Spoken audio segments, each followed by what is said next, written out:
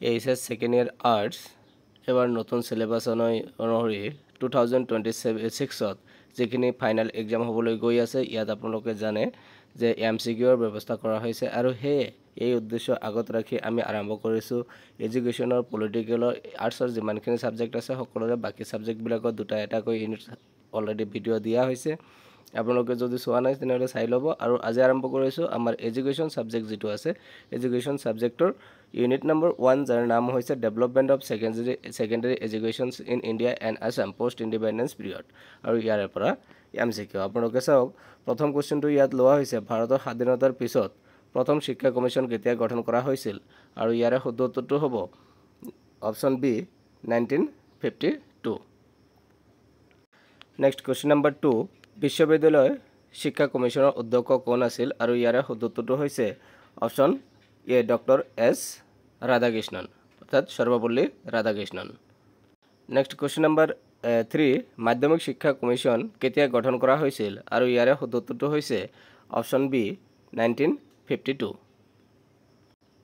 Next question number 4 মাধ্যমিক শিক্ষা কমিশনৰ অধ্যক্ষ কোন আছিল আৰু ইয়াৰ শুদ্ধ উত্তৰটো হৈছে এ এল মোডালিয়াৰ লক্ষণস্বামী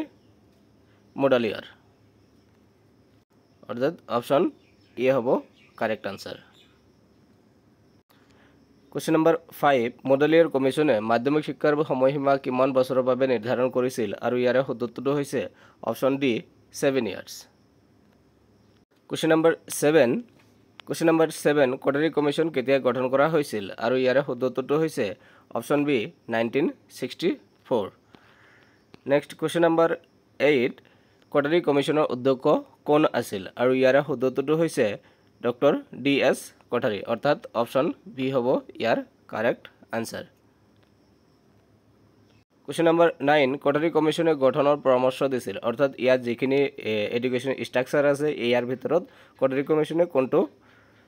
পৰামৰ্শ দিছিল আৰু ইয়াৰ শুদ্ধ উত্তৰটো হৈছে অপচন এ 10+2+3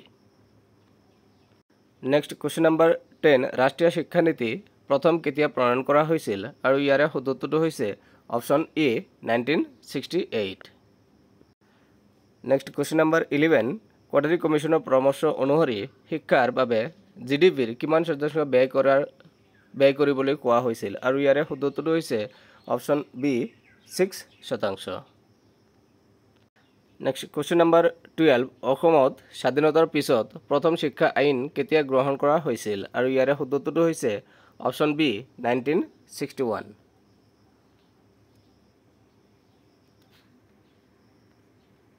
কোৱেশ্চন নম্বৰ 13 অসম মাধ্যমিক শিক্ষা আইন কেতিয়া বলবৎ কৰা হৈছিল আৰু ইয়াৰ শুদ্ধ উত্তৰটো হৈছে অপচন সি 1962 কোৱেশ্চন নম্বৰ 14 অসমত মাধ্যমিক শিক্ষাৰ বিকাশৰ বাবে কোনটো সংস্থা গঠন কৰা হৈছিল আৰু ইয়াৰ শুদ্ধ উত্তৰটো হৈছে অপচন এ সেৱা নেক্সট কোৱেশ্চন নম্বৰ 15 সেৱাৰ সম্পূৰ্ণ নাম কি আৰু ইয়াৰ শুদ্ধ উত্তৰটো হৈছে স্টেট এডুকেশ্যন বোৰ্ড আসাম অৰ্থাৎ অপচন এ হ'ব ইয়াৰ কারেক্ট আনসার সরি ইয়া কত ভুল হল ইয়াত অপচন হ'ব অপচন বি হ'ব ইয়াৰ correct answer secondary education board of Assam এটো হ'ব অৰ্থাৎ অপচন বি হ'ব ইয়াৰ কাৰেক্ট আনসাৰ সেৱাৰ সম্পূৰ্ণ নাম হৈছে secondary education board of Assam next question number 16 সেৱা কেতিয়া স্থাপন কৰা হৈছিল আৰু ইয়াৰ শুদ্ধ উত্তৰটো হৈছে option B 1962 next question number 17 অসমত উচ্চতৰ মাধ্যমিক শিক্ষাৰ বাবে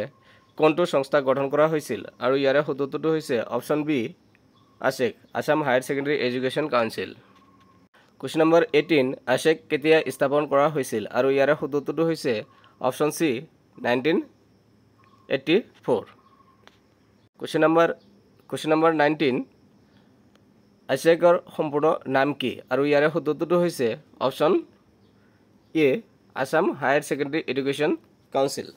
আৰু এতিয়া মনত ৰাখিব আছেকটো পৰিৱৰ্তন হৈছে A S S E B হৈছে আৰু A S E E B যদি দিয়ে A S S E B তেনেহলে কি হ'ব আসাম স্কুল এডুকেশ্যন বোৰ্ড এটো হ'ব Assam state school education board Assam state school education board এটো হ'ব ইয়াৰ শুদ্ধ উত্তৰ নেক্সট কুৱেশ্যন নম্বৰ 20 মুডালিয়াৰ কমিশ্যনে কোনটো বিষয়ত শিক্ষাৰ ওপৰত গুৰুত্ব দিছিল আৰু ইয়াৰ শুদ্ধটো হৈছে অপশ্যন বি কাৰিকৰী শিক্ষা। তো এইখিনি আছিল ক্লাছ 1 অৰ্থাৎ পাৰ্ট 1 আৰু পাৰ্ট 2 আমি অলপ পিছতে লৈ আহি আছোঁ। আপোনালোকে কাইণ্ডলি আমাৰ চেনেলটো ছাবস্ক্ৰাইব কৰি আমাৰ লগত থাকিব। ৰেগুলাৰ আৰ্টছৰ যিমানখিনি ছাবজেক্ট আছে গোটেইখিনি ছাবজেক্টৰ MCQ আমি ইয়াৰ মাধ্যমত সলভ কৰাই দিম একদম। ভিডিঅ'টো সম্পূৰ্ণ চোৱাৰ কাৰণে ধন্যবাদ।